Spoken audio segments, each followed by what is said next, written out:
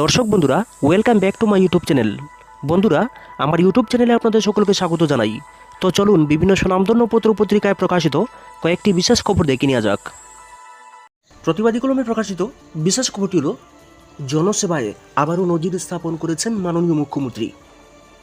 সর্বদাই দায়িত্বশীল এবং কর্তব্যপরায়ণ মুখ্যমন্ত্রী প্রফেসর ডক্টর মানিক সাহা রাজ্য পরিচালনায় সর্বোচ্চ পজিশনে থেকে জনসেবার পাশাপাশি নিজের পেশার প্রতিও একইভাবে দায়বদ্ধ তিনি। এমনই দৃষ্টান্ত স্থাপন করেছেন তিনি। গতকাল একটি অনুষ্ঠানে উদ্বোধনী সঙ্গীত পরিবেশনের সময় আচমকা অসুস্থ হয়ে পড়েন একজন শিল্পী। অনুষ্ঠান মঞ্চ থেকে এই ঘটনা প্রত্যক্ষ করে তৎক্ষণাৎ অসুস্থ ব্যক্তিকে প্রাথমিক চিকিৎসা প্রদান করেছেন পেশায় চিকিৎসক মাননীয় মুখ্যমন্ত্রী। মাত্র কয়েক মিনিটের এই ঘটনায় মুখ্যমন্ত্রী নিজের পেশার প্রতি দায়বদ্ধতা, জনসেবা এবং সাধারণ মানুষের প্রতি তার মানবিক মুখ প্রতিফলিত হয়েছে, যা উপস্থিতি সকলের মন জয় করেছে এদিন। কয়েক মাস পূর্বে পথ দুর্ঘটনায় আহত একজন বৃদ্ধা মাকে মুখ্যমন্ত্রী নিজে চিকিৎসার জন্য হাসপাতালে পৌঁছে দিয়েছেন। ইতিমধ্যেই এমন আরও বেশ কিছু দৃষ্টান্ত স্থাপন করেছেন তিনি। কর্মচারী সমন্বয় কমিটির সম্মেলন। ত্রিপুরা সরকারি কর্মচারী সমন্বয় কমিটি বিলুনিয়া বিভাগের 14তম সম্মেলন সম্পন্ন হয়েছে আজ। সমন্বয় কমিটির বিলুনিয়া বিভাগীয় অফিস প্রাঙ্গণে এই ত্রিবার্ষিক সম্মেলনের আয়োজন করা হয়েছে। পতাকা উত্তোলন ও অস্থায়ী শহীদ বেদিতে পুষ্পস্তবক অর্পণের মধ্য দিয়ে সূচনা হয়েছে সম্মেলনের সভাপতি মণ্ডলীতে ছিলেন বিপ্লব ভূঁইয়া, শুভ্র বৈদ্য ও শুক্রমণি ত্রিপুরা। সম্মেলনের সূচনা করেছেন সিপিআইএম দক্ষিণ জেলা সম্পাদক ও প্রাক্তন বিধায়ক বাসুদেব মজুমদার। সরকারি কর্মচারীদের এই সম্মেলনে আলোচনা রাখতে গিয়ে বক্তারা কর্মচারী আন্দোলনের বিভিন্ন দিক, পাশাপাশি বিভিন্ন বাধা বিপত্তির মাঝেও সংগঠনকে মজবুত করার লক্ষ্যে কর্মচারী সদস্যরা কিভাবে কাজ করে যাচ্ছেন তার চিত্র তুলে ধরা হয়েছে। আগামী দিনেও কর্মচারী সংগঠন তাদের নীতি আদর্শকে সামনে রেখে কর্মসূচি চালিয়ে যাওয়ার আহ্বান রেখেছেন নেতৃত্ব। সম্মেলন শেষে 28 জনের একটি কমিটি গঠন করা হয়েছে। সম্মেলনে সকলের সম্মতিক্রমে চেয়ারম্যান জীবনশীল, সম্পাদক ধীমান চক্রবর্তী মনোনীত হয়েছেন। উল্লেখ্য, সম্মেলনের প্রস্তুতি কমিটির চেয়ারম্যান ছিলেন অশোক মিত্র। তাছাড়া অতিথি হিসেবে উপস্থিত ছিলেন বিধায়ক দীপঙ্কর সেন, টিইসিসি এইচবি রোড কেন্দ্রীয় প্রচার সম্পাদিকা সঙ্গীতা সেনগুপ্ত, টিইসিসি কেন্দ্রীয় কমিটির সাধারণ সম্পাদক স্বপন বোন। একই ছাদের নিচে বাম কংগ্রেসের আন্দোলন। প্রিবোর্ড পরীক্ষার প্রশ্নপত্র ফাঁস ইস্যুতে অবশেষে মাঠে নামল বাম ছাত্র সংগঠন।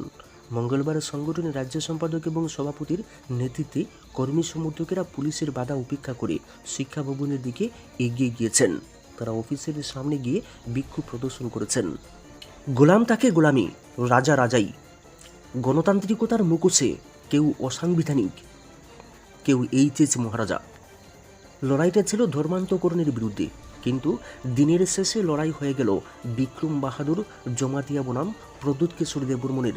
অথচ আস্থাবল সমাবেশের প্রতিজ্ঞা ছিল হিন্দু ধর্ম রক্ষার, যে কারণে বড়দিনেই আস্থাবল ময়দানে জনসভার ডাক দিয়েছিল জনজাতি সুরক্ষা মঞ্চ। কিন্তু শেষ পর্যন্ত বড়দিনের একদিন পর আয়োজিত সভায় জনজাতিদের কৃষ্টি, সংস্কৃতি ও ধর্ম রক্ষা নিয়ে নানা বক্তারা নানা রকম বক্তৃতা করে ধর্মান্তকরণের বিরুদ্ধে কার্যত জেহাদ ঘোষণা করেছেন। কিন্তু জনজাতি সুরক্ষা মঞ্চের সভার প্রধান ইস্যু হয়ে যায় বিক্রম বাহাদুর জমাতিয়ার বিস্ফোরক বক্তব্য। রাতে এই নিয়ে জনজাতিদের মধ্যে অডিও বার্তাও প্রচার করেছেন প্রদ্যুৎ কিশোর দেববর্মন। জমাতিয়া হদার প্রাক্তন অখরা পদ্মশ্রী বিক্রম বাহাদুর জমাতিয়া এদিন তিপ্রামতা এবং বুবাগরা প্রদ্যুৎ মাণিক্যকে বাড়ি বাড়ি নিশানা করেছেন। জনজাতিদের কাস্টমারি লো, গ্রেটার ত্রিপুরারেন্ট সমাজপতিদের নিয়ে দিল্লিতে ধর্ণা এবং এডিসির সদস্য সংখ্যা 50 করার বিষয় নিয়েও প্রদ্যুৎ মাণিক্যের দিকে তির্যক মন্তব্য ছুড়ে দিয়েছেন বিক্রম বাহাদুর জমাতিয়া। জনজাতিদের মধ্যে, বিশেষ করে জমাতিয়া সমাজের মধ্যে ভীষণ জনপ্রিয় এবং গোটা দেশের কাছেই সন্ত্রাসবাদ বিরোধী মুখ বিক্রম বাহাদুর জমাতিয়ার প্রদ্যুৎ বিরোধী হুঙ্কার যে রাজভবনের অন্দরমহলকে কাঁপিয়ে দিয়েছে তা পরিষ্কার হয়ে গিয়েছে প্রদ্যুৎ মাণিক্যের অডিও বার্তায়। আস্থাবল সমাবেশ শেষ হতে না হতেই প্রদ্যুৎ কিশোর দেববর্মন একটি অডিও বার্তা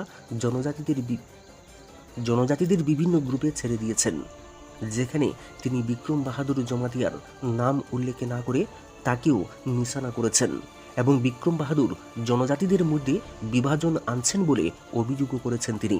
প্রদ্যুৎ মানিক্যের বক্তব্যের নির্যাস পদ্মশ্রী পেলেও বিক্রম বাহাদুর জমাতিয়ার মূল ভিত্তি জনজাতি। তিনি এক জনজাতি মায়ের গর্ভে জন্ম নিয়েছেন, কিন্তু জনজাতিদের মধ্যেই লড়াই চালিয়ে দিয়েছেন তিনি। উল্লেখ্য, তীব্রামতার এডিসি চালনার পদ্ধতির তীব্র সমালোচনা করে এই দিন বক্তব্য রেখেছেন বিক্রম বাহাদুর জমাতিয়া।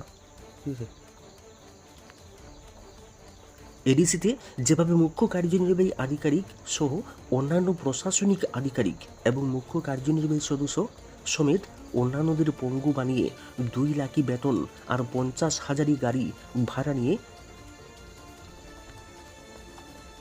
অ্যাডভাইজার নিয়োগ করা হয়েছে, এর সমালোচনায় মুখর হয়েছেন জনজাতিদের এই অসাংবিধানিক অসিতপুর নেতা।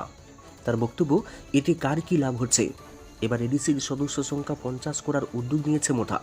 এতে শুধু গাড়ি বাড়বে আর সেই গাড়ির ধুলো খাবে সাধারণ জনজাতিরা।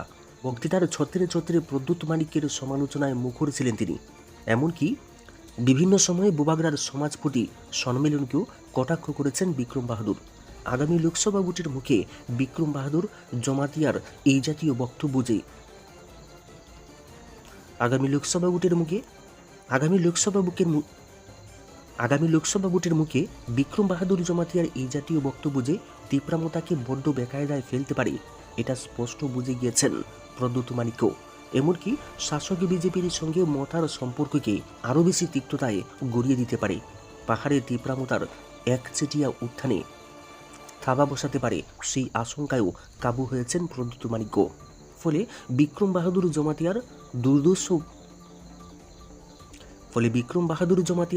দুর্ধর্ষ ব্যাটিংয়ের সঙ্গে সঙ্গেই বাউন্ডারিতে থাকা জবরদস্ত ফিল্ডার হিসেবেই বল ক্যাচ করতে নেমে পড়েছেন বুবাগড়া। অত্যন্ত সুকৌশলে তিনি 1 মিনিট 35 সেকেন্ডের একটি অডিও বার্তা প্রচার করেছেন দলের বিভিন্ন অঙ্গ সংগঠন, প্রধান সংগঠন এবং জনজাতিদের বিভিন্ন গ্রুপে, যেখানে তিনি বলেছেন যে যাই বলুক তার লড়াই চলবে। 2024-এ তিনি তার সূত্রের প্রয়োগ করে প্রমাণ করে যাবেন তিনি জনজাতিদের জন্য কী করতে চেয়েছিলেন। তবে অডিও বার্তার শেষ দিকে নিজেকে ত্রিপুরা রাজবংশের শেষ নৃপতি ধরে নিয়েই রাজহুঙ্কার দিয়ে বলেছেন, কে কি বলল কিছুই তার আসে যায় না, রাজা রাজাই থাকে আর গোলাম থাকে গোলাম। বিক্রম বাহাদুর জমাতিয়ার মতো জনজাতিদের ধর্মীয় ও সামাজিক এই নেতা, যাকে ভারত সরকার পদ্মশ্রী পুরস্কারে সম্মানিত করেছেন, তাকে গোলামের সঙ্গে তুলনা করে প্রদ্যুৎ মানিক্য কার্যত একই ছাদের নিচে বাম কংগ্রেসের আন্দোলন।